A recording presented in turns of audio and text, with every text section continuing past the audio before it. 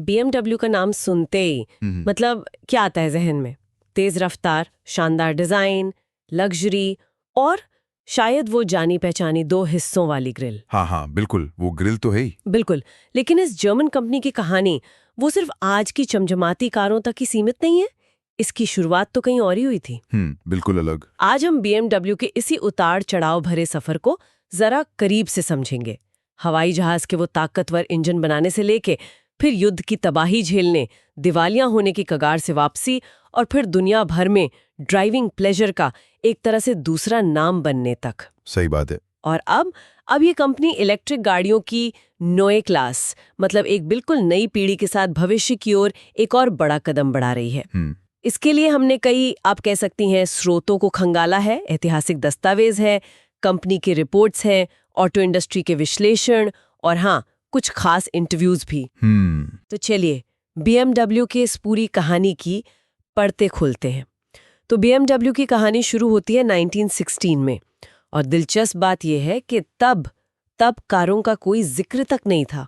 हाँ, ये बात कम लोग जानते हैं। 3 कंपनियों के विलय से बनी बेरिशम मोटोरन वैक यानी BMW, इसका पहला काम था हवाई जहाज के इंजन बनाना। बिल्कुल। पहले विश्व युद्ध में इनके इंजन, खास तौर पर वो BMW 3A, अपनी जबरदस्त परफॉर्मेंस के लिए मशहूर हुए। फॉकर D7 जैसे फाइटर प्लेन में लगे ये इंजन मतलब ऊंचाई पर भी दमदार प्रदर्शन करते थे और भरोसेमंद भी थे। हाँ, उस वक्त ये बहुत बड़ी बात थी। इसने जर्मन पायलटों को हवा में एक अहम बढ़त दिलाई थी वाकई। लेकिन युद्ध में जर्मनी की हार के बाद 1919 में हुई वो वर्साई की संधि, उसने उन पर हवाई जहाज इंजन बनाने पर रोक लगा दी। ये तो बड़ा झटका रहा होगा BMW के लिए। बहुत बड़ा झटका था। मतलब कंपनी का अस्तित्व ही दांव पर लग गया था। उन्हें कुछ और सोचना पड़ा। उन्होंने फिर दिशा बदली और कुछ समय के लिए छोटे औद्योगिक इंजन, खेती के उपकरण और यहाँ तक कि रेलवे के लिए ब्रेक बनाने जैसे काम भी किए। अच्छा, रेलवे ब्रेक भी? हाँ, कुछ वक्त के लिए, बस कंपनी को चलाते रहने के लिए। और फिर एक नई शुरुआत हुई मोटरसाइकिलों के साथ।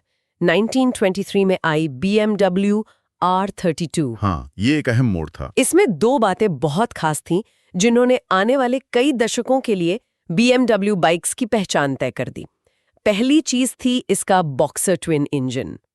वो लेटे हुए सिलेंडर वाला डिजाइन। हाँ बिल्कुल, यानी इंजन के सिलेंडर आमने सामने लेटे हुए थे, जैसे कोई बॉक्सर मुक्के चला रहा हो।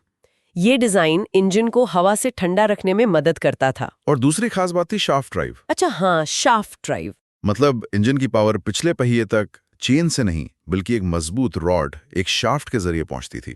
ये उस जमाने के लिए काफी एडवांस था और हाँ, बाद में BMW बाइक्स की एक पहचान बन गया। 1925 में उन्होंने पहली सिंगल सिलेंडर बाइक R39 भी उतारी। जी। कारों की दुनिया में BMW ने कदम रखा 1928 में, जब उन्होंने ऑटोमोबाइल वर्क आइजनैक नाम की एक कार कंपनी को खरीद लिया। हाँ, वो डिक्सी बनाते थे ऑस्टिन 7 के लाइसेंस पर। हाँ, लेकिन BMW की अपनी पहचान वाली पहली कार आई 1933, BMW 303। बिल्कुल।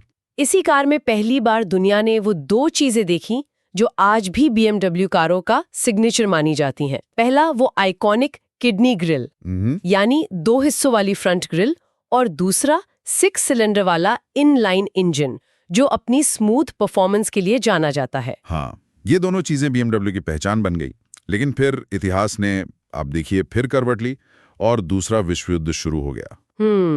BMW एक बार फिर युद्ध सामग्री बनाने लगी। हवाई जहाज के इंजन तो थे ही, जैसे फोके-वुल्फ FW-190 फाइटर प्लेन्स के लिए बनने वाले वो रेडियल इंजन। अच्छा। साथ ही उनकी R75 मोटरसाइकिल, वो जर्मन सेना के लिए बहुत उपयोगी साबित हुई, खासकर उत्तरी अफ्रीका के वो मुश्किल रेगिस्तानी माहौल में। रेगिस्तान में ये इतनी कामयाब क्यों रही? क्या खास था इसमें? देखिए, 2 मुख्य कारण थे। एक तो इसका एयर कूल्ड बॉक्सर इंजन, वो गर्म मौसम में ज्यादा असरदार तरीके से ठंडा रहता था, ओवरहीट नहीं होता था आसानी से। अच्छा। दूसरा इसकी शाफ्ट ड्राइव। रेगिस्तान की रेत और धूल में जहां चेन ड्राइव अक्सर फंस जाती थी या खराब हो जाती थी, वहीं ये सील बंद शाफ्ट ड्राइव कहीं ज्यादा भरोसेमंद साबित हुई। ये तो लॉजिकल है। हाँ, और इसकी कामयाबी देखकर तो अमेरिकी सेना ने भी इंडियन और हार्ली डेविडसन जैसी कंपनियों को शाफ्ट ड्राइव वाली मिलिट्री बाइक्स बनाने को कहा था, जैसे वो इंडियन 841 और हार्ली डेविडसन XA बनी। अच्छा, तो मतलब BMW ने उन्हें भी प्रेरित किया एक तरह से। कह सकते हैं बिल्कुल। लेकिन युद्ध का अंत वो BMW के लिए बर्बादी लेकर आया। म्यूनिख का मुख्य प्लांट बमबारी में लगभग पूरी तरह तबाह हो गया था। हाँ, हालत बहुत खराब थी। युद्ध खत्म होने पर मित्र देशों की सेना, खासकर अमेरिकी फौजों ने बचे खुचे प्लांट को भी नष्ट करने और मशीनरी को जब्त करके हर्जाने के तौर पर ले जाने का आदेश दिया। हाँ, अक्टूबर 1945 का एक आदेश तो साफ कहता है कि BMW प्लांट 1 और 2 की सारी मशीनें खोलकर पैक की जाएं और शिपिंग के लिए तैयार रखी जाएं। मतलब एक तरह से सफाया। बाप रे, वो मशीनें फिर कहाँ गईं? और वो दुनिया भर में भेज दी गईं, अलग अलग देशों को हर्जाने के तौर पर। और यहाँ एक और दिलचस्प मोड़ आया। BMW का जो कार बनाने वाला प्लांट था आइसेनाक शहर में, हाँ। वो चला गया पूर्वी जर्मनी यानी सोवियत संघ के नियंत्रण वाले इलाके में। ओहो। और उन्होंने BMW के नाम और लोगों के साथ पुरानी R35 मोटरसाइकिल और कुछ कारें बनाना जारी रखा। क्या मतलब BMW के नाम से ही? हाँ, बिल्कुल। तो कुछ समय के लिए ऐसा था कि दो अलग अलग BMW कंपनियां काम कर रही थी। एक पश्चिम में म्यूनिख में, जो लगभग बंद हो चुकी थी, और एक पूर्व में आइसेनाक में। ये तो बड़ी अजीब स्थिति रही होगी। कंफ्यूजन भी होता होगा। हाँ, बिल्कुल। आखिरकार 1952 में ट्रेडमार्क को लेकर कानूनी लड़ाई हुई और पूर्वी जर्मनी की कंपनी को अपना नाम बदलकर EMW आइसेनाक मोटर वर्क करना पड़ा। अच्छा, EMW। हाँ, उन्होंने अपने लोगों का नीला सफेद रंग भी बदलकर लाल सफेद कर लिया था। अच्छा, उधर पश्चिम जर्मनी के म्यूनिख में BMW की हालत आप बता रहे थे बेहद खस्ता थी। बहुत ज्यादा। उनके पास ना तो कोई डिजाइन थे, ना ब्लूप्रिंट, सब कुछ आइसेनाक प्लांट में रह गया था। सोचिए जरा। कल्पना कीजिए, शुरुआत में उन्हें गुजारे के लिए रसोई के बर्तन और खेती के औजार बनाने पड़ रहे थे। बर्तन और औजार, BMW। हाँ, पहली पोस्ट वॉर मोटरसाइकिल R24 वो 1948 में जाकर बन पाई। और वो भी कैसे? एक पुरानी R23 बाइक को देखकर उसकी रिवर्स इंजीनियरिंग करके, मतलब पुर्जे देखकर अंदाजा लगाना कि ये कैसे बनी होगी। कमाल है। तो शुरुआत में सिर्फ मोटरसाइकिल ही बन रही थी? हाँ, शुरुआत में कंपनी का सारा ध्यान सिर्फ मोटरसाइकिल बनाने पर ही था। और यहीं BMW मैनेजमेंट ने एक बड़ी, कह सकते हैं, रणनीतिक गलती कर दी। वो क्या थी? देखिए, युद्ध के बाद तबाह हुए जर्मनी में आम लोगों को जरूरत थी सस्ती, भरोसेमंद गाड़ियों की, ताकि जिंदगी दोबारा पटरी पर आ सके। वोक्सवैगन की बीटल वो इसी जरूरत को पूरा कर रही थी और कामयाब भी थी। हाँ, बीटल तो बहुत बिकी। लेकिन BMW मैनेजमेंट, खासकर उस वक्त के प्रमुख थे हैंस ग्रूविनिक, उनका मानना था कि BMW को महंगी लग्जरी कारें बनानी चाहिए जो जर्मन इंजीनियरिंग का प्रतीक बने। तो मतलब बाजार कुछ और मांग रहा था और BMW कुछ और बना रही थी, एकदम उल्टा। बिल्कुल यही हुआ। 1951 में उन्होंने BMW 501 लॉन्च की, जो एक बड़ी और महंगी सेडान थी। फिर 1955 में आई 502। इसमें तो पोस्ट वॉर जर्मनी का पहला V8 इंजन लगा था। V8 इंजन उस जमाने में? हाँ, और फिर आई बेहद खूबसूरत लेकिन उतनी ही महंगी 503 कूपे और 507 रोडस्टर स्पोर्ट्स कार। हाँ, 507 तो मैंने देखी है तस्वीरों में, बहुत खूबसूरत है। दिखने में लाजवाब थी, पर इनकी कीमत आसमान छू रही थी। सबसे महंगी 507 की कीमत करीब 33,000 ड्यूशमार्क थी। उस जमाने में ये बहुत बड़ी रकम थी। तो बिकती नहीं होंगी ज्यादा? बहुत कम। इन्हें बहुत कम संख्या में बनाया जाता था, जैसे कोई कारीगर हाथ से बना रहा हो। नतीजा, ये कारें कंपनी को मुनाफा नहीं दे पा रही थी, बल्कि घाटा बढ़ा रही थी। और इसी दौरान जर्मनी और यूरोप में वो छोटी सस्ती बबल कारों का चलन तेजी से बढ़ा था ना? हाँ, बिल्कुल। और मोटरसाइकिल की बिक्री भी घटने लगी थी, क्योंकि लोग अब कार खरीदना पसंद कर रहे थे, चाहे छोटी ही सही। तो BMW ने क्या किया? BMW ने इस ट्रेंड को समझा और इटली की कंपनी आइसो से लाइसेंस लेकर छोटी सी अनोखी दिखने वाली इसेट्टा बबल कार बनानी शुरू की। अच्छा, वो इसेट्टा BMW ने बनाई थी लाइसेंस पर? हाँ, लाइसेंस पर। ये काफी लोकप्रिय हुई और इसकी करीब 1,60,000 से ज्यादा यूनिट्स बिकी। इसके बाद थोड़ी बड़ी BMW 600 भी आई। तो इनसे तो पैसा आया होगा ना?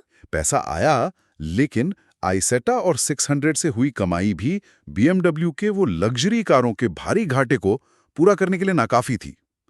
कंपनी कर्ज में डूबती जा रही थी और 1959 आते आते दिवालिया होने की कगार पर पहुंच गई थी। दिवालिया होने की कगार पर ना। BMW। हाँ, हालात इतने खराब थे कि डाइमलर बेंज मतलब मर्सिडीज बेंज बनाने वाली कंपनी, उन्होंने BMW को खरीदने की पेशकश भी कर दी थी। अरे बाप रे। तो फिर BMW बची कैसे? यहीं से कहानी में एक जबरदस्त मोड़ आता है ना? बिल्कुल। दिसंबर 1959 में शेयर होल्डर्स की एक बहुत अहम मीटिंग हुई। उसमें छोटे शेयर होल्डर्स और डीलर्स ने डाइमलर बेंज के टेकओवर का पुरजोर विरोध किया। अच्छा। और फिर क्वांट परिवार, खासकर हर्बर्ट क्वांट, उन्होंने कंपनी में बहुत बड़ा निवेश करके उसे एक तरह से बचा लिया। लेकिन सिर्फ पैसा काफी नहीं था, उन्हें एक हिट प्रोडक्ट की जरूरत थी, तुरंत। और वो हिट प्रोडक्ट थी BMW 700। बिल्कुल, 1959 में ही लॉन्च हुई ये कार। दिखने में स्टाइलिश थी, साइज में छोटी और कीमत में किफायती थी।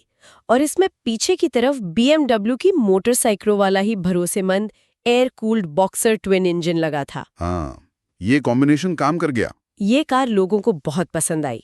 इसकी अच्छी बिक्री ने BMW को वो जरूरी कैश फ्लो दिया जिसकी उसे सख्त जरूरत थी। सही। इसी कार के साथ BMW ने रेसिंग में भी वापसी की और सफलता हासिल की। सच कहें तो BMW 700 कंपनी के लिए संजीवनी बूटी साबित हुई। बिल्कुल, BMW 700 की सफलता ने कंपनी को थोड़ी स्थिरता दी और उन्हें सोचने का मौका मिला कि आगे क्या करना है।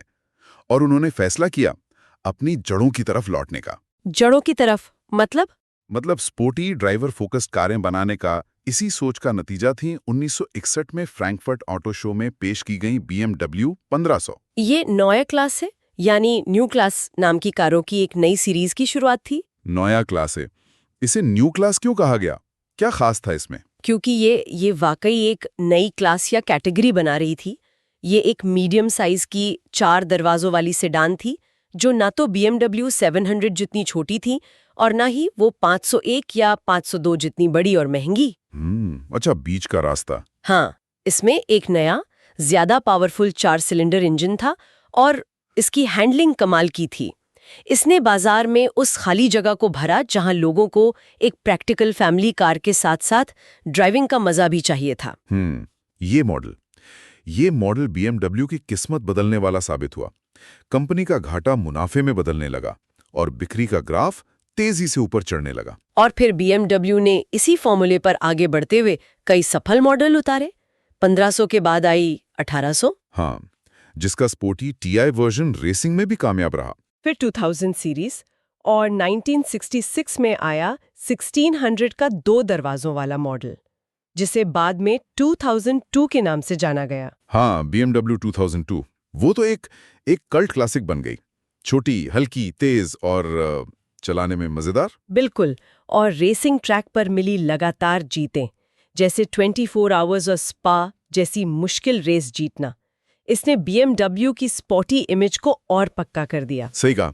और फिर 1970 के दशक में BMW ने वो लाइनअप तैयार किया जिसने उसे आज की लग्जरी और परफॉर्मेंस कार कंपनी के तौर पर स्थापित कर दिया। हाँ, वो मशहूर सीरीज। बिल्कुल। 1972 में आई 5 series mid size luxury sedan, 1975 में 3 सीरीज कॉम्पैक्ट स्पोर्टी सेडान, जो BMW की सबसे ज्यादा बिकने वाली कार बनी, और 1977 में 7 सीरीज बड़ी फ्लैगशिप लग्जरी सेडान। इन्हीं कारों के साथ BMW ने अपनी पहचान बनाई। ऐसी कारें जो लग्जरी तो हैं, लेकिन जिनका मुख्य फोकस ड्राइवर और ड्राइविंग एक्सपीरियंस पर है। और यहीं से वो मशहूर tagline I, the ultimate driving machine. बिल्कुल। ये सिर्फ नई सीरीज लॉन्च करने की बात नहीं थी, है ना? मतलब उन्होंने ऐसा क्या अलग किया कि ये टैगलाइन इतनी सटीक बैठी? देखिए, उन्होंने उस जमाने में ड्राइविंग के शौकीनों को ठीक वही दिया जो वो चाहते थे। बेहतरीन इंजन परफॉर्मेंस, जबरदस्त रोड होल्डिंग और हैंडलिंग, और एक ऐसा स्पोर्टी एहसास जो उस वक्त ज्यादातर दूसरी आरामदायक लग्जरी कारों में नहीं मिलता था।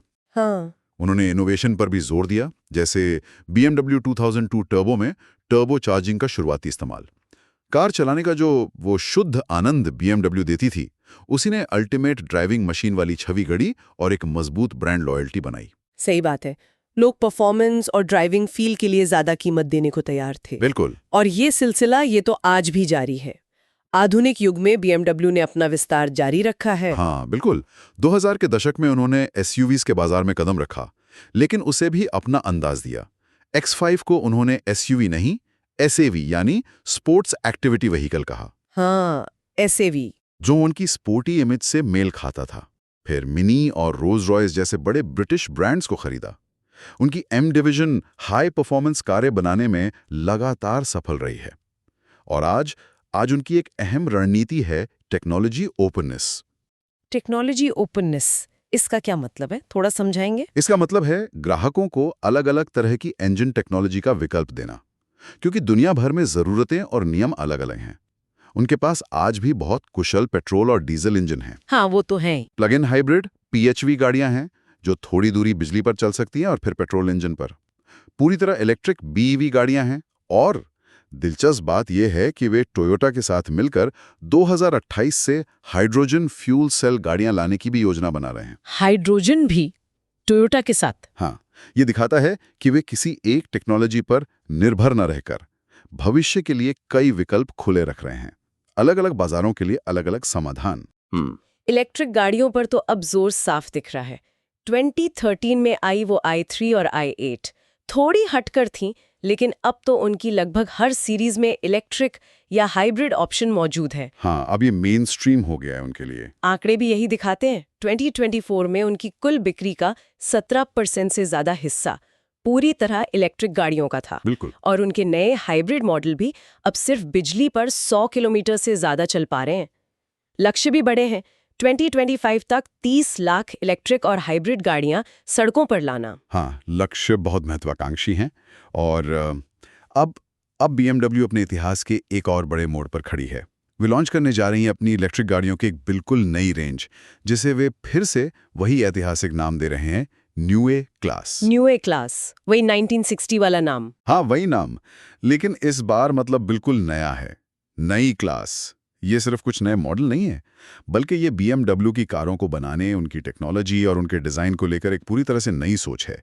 ब्लूमबर्ग जैसी प्रतिष्ठित न्यूज एजेंसी ने भी इस पर महीनों की रिसर्च के बाद एक विस्तृत रिपोर्ट छापी है। अच्छा, तो क्या खास है इस नई न्यूए क्लास में? देखिए, कई चीजें हैं। पहला मॉडल नई iX3 SUV होगी, जिसका उत्पादन 2025 के अंत में हंगरी के एक बिल्कुल नए प्लांट में शुरू होगा, जो सिर्फ इलेक्ट्रिक गाड़ियां ही बनाएगा। सिर्फ इलेक्ट्रिक? हाँ, डेडिकेटेड EV प्लांट। इसके बाद 2027 तक 40 से ज्यादा नए मॉडल या अपडेट्स आएंगे, जिसमें 2026 में एक स्पोर्टी सेडान भी शामिल है, जो शायद 3 सीरीज की इलेक्ट्रिक वारिस हो। लेकिन असली बदलाव वो टेक्नोलॉजी में है। अच्छा, वो क्या है, बताइए जरा। पहली बात, डिजाइन। ये गाड़ियां एक नई साफ सुथरी डिजाइन लैंग्वेज फॉलो करेंगी और सस्टेनेबिलिटी पर बहुत जोर होगा। सस्टेनेबिलिटी मतलब चीजों को रिसाइकिल करने पर फोकस। डिजाइन फॉर सर्कुलैरिटी सिद्धांत। जैसे नई iX3 में लगभग 1/3 मटेरियल रिसाइकल्ड होगा। ये तो अच्छी बात है। दूसरी बात, डिजिटल एक्सपीरियंस। ये सॉफ्टवेयर डिफाइंड गाड़ियां होंगी। सॉफ्टवेयर डिफाइंड ये क्या होता है? मतलब ये कि कार का सॉफ्टवेयर उसकी ज्यादातर फंक्शनिंग को कंट्रोल करेगा। जैसे आपके फोन में सॉफ्टवेयर अपडेट से नए फीचर आते हैं, हाँ, वैसे ही इन कारों में भी over the air OTA updates के जरिए नई सुविधाएं जोड़ी जा सकेंगी या परफॉर्मेंस बेहतर की जा सकेगी। इसके लिए कार में 4 बेहद शक्तिशाली कंप्यूटर होंगे, जिन्हें वो सुपर ब्रेन्स कह रहे हैं, जो अलग अलग सिस्टम संभालेंगे। 4 सुपर ब्रेन्स? हाँ, और एक बहुत ही रोमांचक चीज है, BMW पैनोरामिक iDrive। ये क्या है? इसमें ड्राइवर के सामने वाली पूरी विंडस्क्रीन ही एक डिस्प्ले बन जाएगी। क्या बात करे, पूरी विंडस्क्रीन पर डिस्प्ले? ये तो कमाल है। हाँ, बिल्कुल नया इंटरफेस होगा। और इलेक्ट्रिक ड्राइव के बारे में? हाँ, बैटरी और रेंज का क्या? यहाँ भी बड़ा बदलाव है। 6ठी पीढ़ी की BMW eDrive टेक्नोलॉजी इस्तेमाल होगी।